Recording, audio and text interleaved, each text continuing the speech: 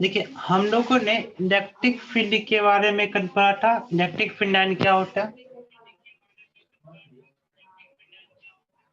Okay. और आज हम लोग पढ़ेंगे कि कंटिन्यूअस चार्ज के कारण जो होता है वो इलेक्ट्रिक फील्ड लाइन क्या होगा। ओके, इलेक्ट्रिक फील्ड का मान कितना, ठीक है। क्योंकि अगर से यहाँ पर क्यू होगा, ठीक है, और पूछे पॉइंट पी हमारा जो है इलेक्ट्रिक ना होगा, इलेक्ट्रिक फील्ड का मान कितना होगा वो सबको पता है कि क्यू बाय आर पर।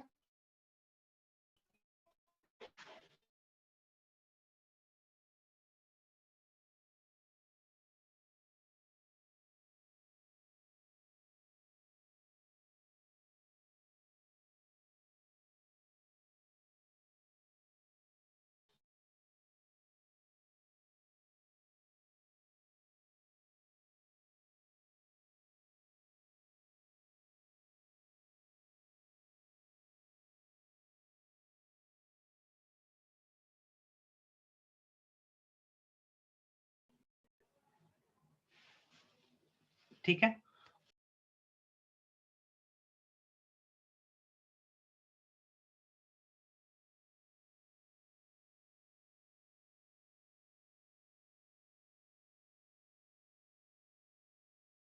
या रॉड हो तब उसका जो है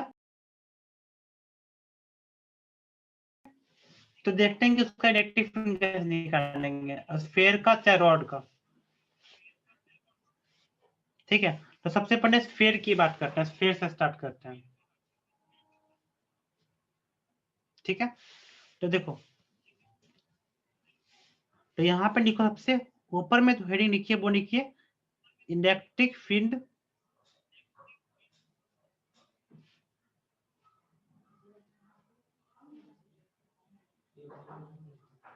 ऑफ स्फीयर।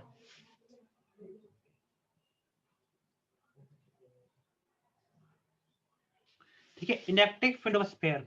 ठीक है, तो स्फीयर को हम लोग दो भाग में बांटते हैं।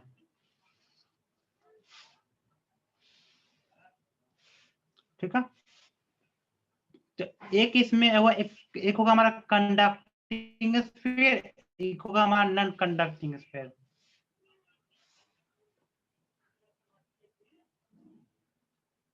मास पे दो टाइप हो सकते हैं, एक हुआ कंडक्टिंग, एक हुआ नॉन कंडक्टिंग।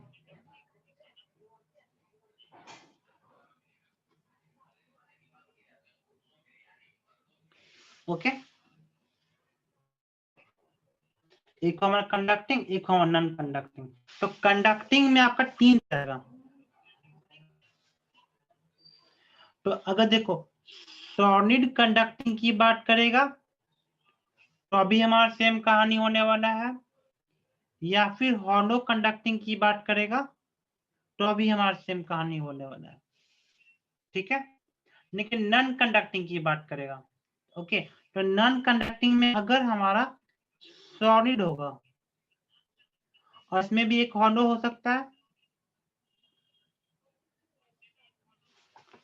ओके, कंडक्टिंग में भी solid conducting sphere, hollow conducting sphere, non conducting में भी सॉलिड कंडक्टिंग स्फीयर और हॉलो कंडक्टिंग स्फीयर, ये दोनों हो सकता है। तो देखो ये तीन चीजें, एक, दो और तीन,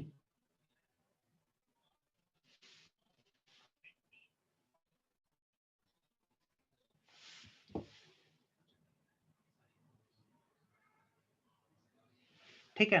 तो हमारा कौन, तो जितना भी आपका एंडो से टिक मारा हुआ वो सब कैटेगरी में आता है, और जो आपका जो ब्लू मारा हुआ सो एक अन्य कैटेगरी में आता है।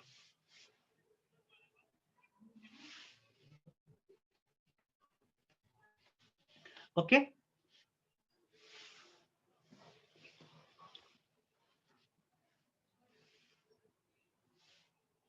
तो यहाँ पे अब हेडिंग लिखिए, यहाँ पे सॉलिड कंडक्टिंग स्फीयर या फिर हॉलो कंडक्टिंग स्फीयर,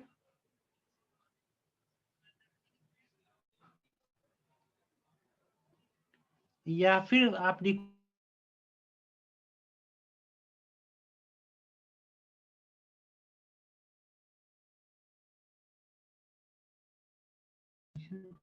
सोचने का क्या रीजन,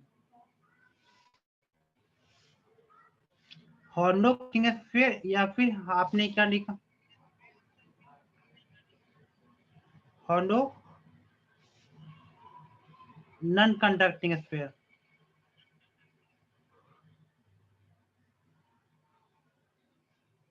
ये तीनों चीज हमारे सेम कैटेगरी में है। तो तीनों तीनों में से कुछ भी लिखा होगा तो आप क्या समझिएगा कि जो चार्ज होगा आपका कहाँ पे होगा, charge is present at the surface, charge is present at the surface.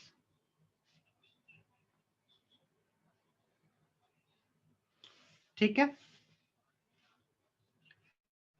तो देखो यहाँ पे कोई भी हमारा स्फीयर हुआ, ये तीनों में से कुछ भी लिखा होगा तो तीनों में क्या होगा, चार्ज होगा वो सरफेस पे होगा। अब चार्ज सरफेस पे हुआ तो गॉस साहब का एक थ्योरम है जिसमें क्या करता है कि इलेक्ट्रिक प्रोडक्ट जो होता है वो क्या होता है आपका Q inside by epsilon not. Okay, Gauss theorem के अनुसार जो है, जो आपने गॉस लॉ पढ़ा है उसमें क्या था कि इलेक्ट्रिक फ्लक्स जो होता है वो क्या होता है Q inside by epsilon not. Okay, तो यहाँ पे 3 पॉइंट हो सकता है, ये अगर ये आपका हुआ सेंटर हो गया, ये आपका पॉइंट बी हो गया, और ये आपका पॉइंट सी हो गया। ठीक है, तो एट ए पॉइंट ए की बात करते हैं। ठीक है, एट ए पॉइंट ए मतलब केस 1,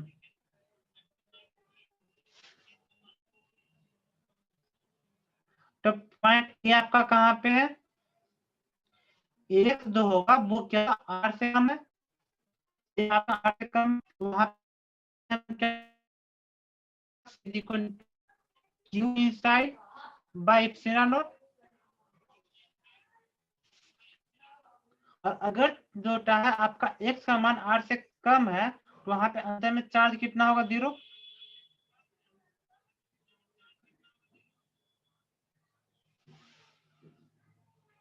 ओके,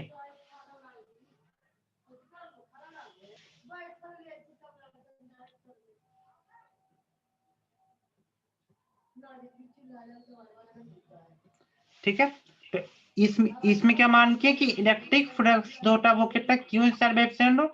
और अगर हमारा कंडक्टिंग स्फीयर में तीनों स्टेटमेंट्स में से कुछ भी लिखा होगा तो आपका क्या होगा, इनसाइड में कोई भी चार्ज नहीं होगा, जब इनसाइड में कोई भी चार्ज नहीं होगा तो आपका वहां पे इलेक्ट्रिक फील्ड का मान कितना होगा, 0 होगा। ओके,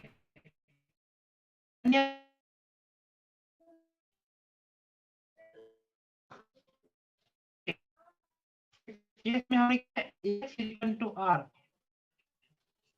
ओके, तो x इक्वल टू आर कहाँ पे हमारा, एट ए पॉइंट बी।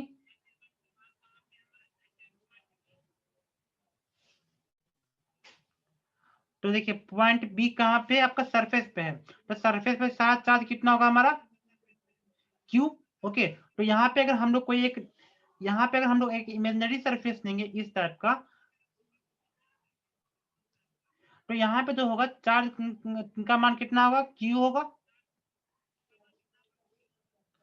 तो ओके, तो बी सरफेस पे हम क्या लिखेंगे, electric flux is equal to e dot a is equal to q by epsilon, और यहाँ पे एरिया का मान होगा वो कितना होगा, 4 पाई r²। तो हमारे यहाँ पे इलेक्ट्रिक फील्ड का मान कितना हो गया, Q divide by 4 pi r² epsilon not. Okay, तो एट अ पॉइंट बी पे हमारा कितना हो गया, इतना इलेक्ट्रिक फील्ड का मान होगा। उसी प्रकार से हम पॉइंट सी की बात करते हैं। ओके,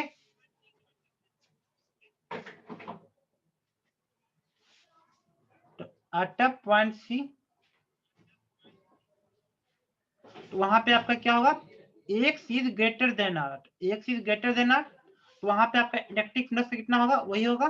तो अगर आपका जो है वहां पे चार्ज अंदर में है, क्यू है, तो बाहर में तो कोई चार्ज है नहीं, तो उसका मान भी कितना होगा, क्यू बाय एप्सिलॉन नॉट। और यहाँ पे क्या लिखिएगा, ई इनटू एरिया, और यहाँ पे एरिया का मान होगा कितना होगा, 4 पाई एक्स स्क्वायर। ओके, तो यहाँ पे जो इलेक्ट्रिक फील्ड का मान हुआ वो कितना हो गया आपका, Q by 4 pi x square epsilon not. Okay, तो आपका 3 स्टोरी एक आर्मी में हो गया। ओके, तो आपका क्या कहेगा, solid conducting sphere, hollow conducting sphere, hollow non conducting sphere, तीनों का जो इलेक्ट्रिक फील्ड होगा वो क्या होगा, यही होगा। अब हम बात करते हैं solid non conducting sphere. Okay, तो सॉलिड नॉन कंडक्टिंग स्फीयर का अलग से कहानी है।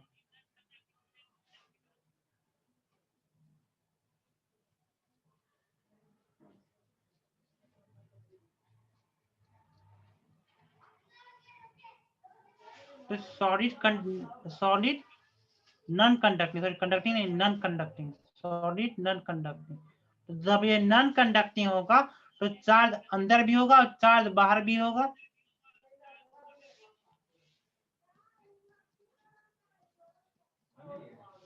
ओके, तो यहाँ पे भी जो है आपके पास 3 पोजीशन है। ओके, ये आपका सेंटर है, तो एक पोजीशन यहाँ पे होगा ए, एक पोजीशन यहाँ पे होगा बी, और एक पोजीशन यहाँ पे होगा सी। ओके, तो एट ए पॉइंट ए की बात करते हैं, एट ए पॉइंट ए, तो पॉइंट ए का मतलब क्या हुआ, एक्स जो होगा वो आर से कम होगा। ओके, तो इसको मानिए केस 1, तो वहां पे आपका इलेक्ट्रिक फ्लक्स होगा वो कितना होगा, Q inside by epsilon not. तो अब देखो यहाँ पे अंदर का जो चार्ज होगा वो कितना होगा, तो देखो ओके, तो पूरा बॉडी में आपका चार्ज डिस्ट्रीब्यूटेड है, तो वो कितना होगा आपका, charge per unit area, charge per volume, तो 4/3 r q into 4/3 x q. तो यहाँ पे जो अंदर में चार्ज हुआ उसका मान कितना होगा, क्यू।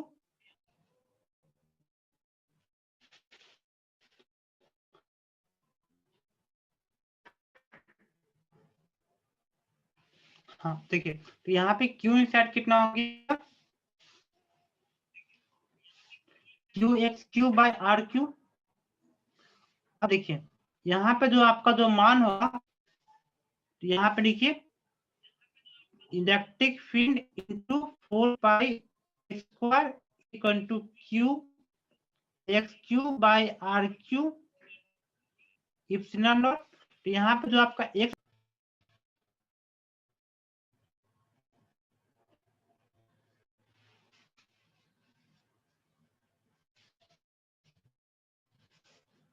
ओके, यहाँ कोई दिक्कत नहीं। अगर हमारा एक्स का मान आर के बराबर हो जाए, ठीक है, तो केस 2 में अगर हम बात करते हैं एक्स का मान आर के बराबर हो जाए, तब वहां पे हमारा फील्ड का मान e into 4 pi r square is equal to q by epsilon naught. Okay, तब उसका मान हमारा उतना सिंपल सा होगा, इलेक्ट्रिक फील्ड का मान कितना होगा हमारा, q by 4 pi r square epsilon naught, क्योंकि हमारा जो है पॉइंट बी पे जो है एक्स इज इक्वल टू आप,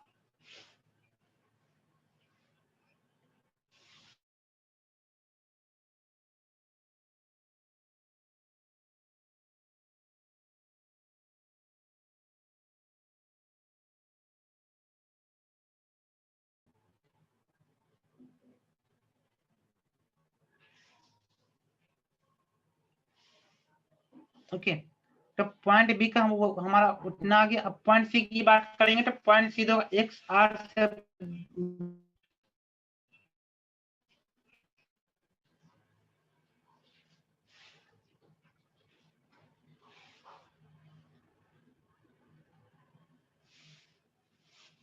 ओके, तो केस 3 में क्या बात किए हम लोग, x जो होगा वो आपका r से बड़ा होगा, क्या होने वाला है? तो वहां पे लिखेंगे इलेक्ट्रिक का मान कितना होगा, electric field into 4 pi r square is equal to q by epsilon, और अंतर में चार्ज उतना ही होगा। और यहाँ पे अगर हम x बात करते हैं तो यहाँ पे हमारा x पुट कीजिए, तो इलेक्ट्रिक फील्ड का मान कितना आ गया, q by 4 pi x square epsilon not. Okay, hollow sphere और सॉलिड स्फीयर की कहानी होगी। ओके, तो हम जब इस कंडीशन में, जब फर्स्ट कंडीशन में, तो फर्स्ट कंडीशन में जब इलेक्ट्रिक फील्ड का जो ग्राफ ड्रॉ करेंगे तो वो कैसा करेंगे, तो इसका अगर हम इधर इलेक्ट्रिक फील्ड लेते हैं और इधर हम इधर डिस्टेंस x लेते हैं, तो जब तक x का मान r के बराबर ना हो जाए, कंडक्टिंग स्फीयर की बात कर रहे हैं, तो आपका इलेक्ट्रिक फील्ड का मान 0 होगा। और जैसे ही जो है x का मान r से ज्यादा होगा, आपका इलेक्ट्रिक फील्ड होता है वो inversely proportional to r square के रेंज में होता है, वो कमेगा, तो मतलब कि वो हाइपरबोला ग्राफ बनाएगा। ये हो गया आपका।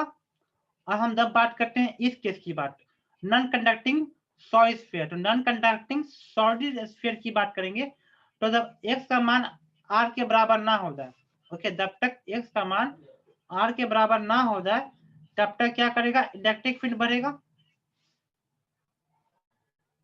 ओके, और डायरेक्टली प्रोपोर्शनल होगा, और जैसे x का मान r से ज्यादा हो जाएगा फिर आपका इलेक्ट्रिक फील्ड कम नहीं रहेगा। ये दोनों ग्राफ बहुत इंपॉर्टेंट है और नीट में पूछा जा चुका है। ओके, यहाँ पे कोई दिक्कत,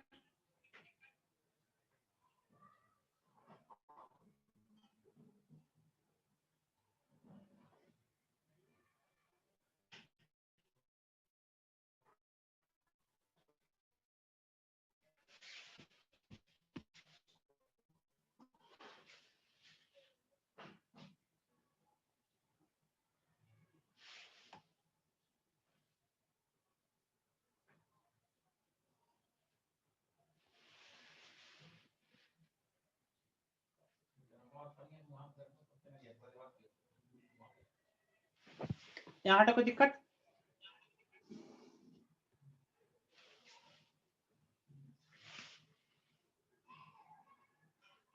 अब नेटवर्क सपोर्ट दे रहा, हम इसको यहीं पे खत्म करते हैं, ठीक है। हेमंत वहां से इस सेशन को एंड कर दो। ठीक है।